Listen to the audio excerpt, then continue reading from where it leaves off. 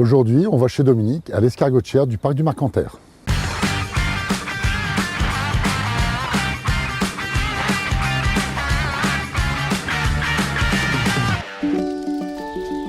Bonjour, enchanté. Bonjour Dominique.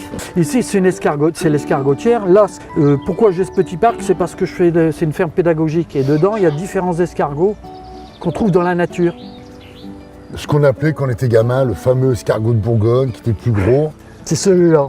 Alors, il n'est pas de Bourgogne parce qu'il y en a partout, même aux États-Unis. Bien sûr, mais c'était le nom qu'on lui donnait. C'est ça. Et c'est un très bel escargot, mais au niveau gastronomie, ça vaut pas grand-chose. C'est pas le meilleur. Ah non, le meilleur c'est le gris. Je vais vous montrer les parcs où on va faire élever les escargots. Et donc les bâches c'est pour qu'ils se collent dessus, pour dormir la journée. Et les planches c'est là qu'on les nourrit. Parce qu'avec la végétation qu'il y a, en réalité il n'y a pas assez de nourriture. Et on met de la nourriture supplémentaire, c'est des céréales. Et là vous mettez 20 000 escargots sur une travée. Sur une table comme ça, en tout il y en aura 250 000 cette année. Mais il y a une forte perte.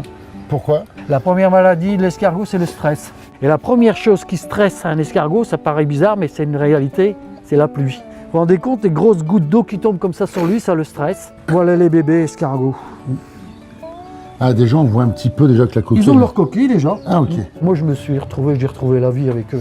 Parce que j'avais été gravement malade par le stress. Et j'ai retrouvé la vie avec eux, ça fait 20 ans. Vous êtes comme un petit escargot, vous aimez pas le stress? Non, j'aime pas ça, j'essaie de l'éviter. Mais c'est grâce à eux, je l'ai pu. Hein. Ça a été formidable, quoi. Quand on était gamin, souvent la grand-mère, elle ramassait les escargots dans la nature, elle devait les dégorger. C'est un animal, il faut le respecter. Donc ne pas le faire souffrir.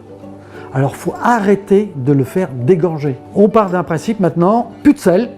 Maintenant on prend nos escargots, on fait le ramassage, ici c'est septembre-octobre, et on les met dans des filets, on les suspend, on les fait sécher à l'ombre, et au bout de 20 jours, ils se sont endormis, ils sont en léthargie. Tout est manuel, un escargot, il passe au minimum 7 fois dans ma main avant d'être vendu.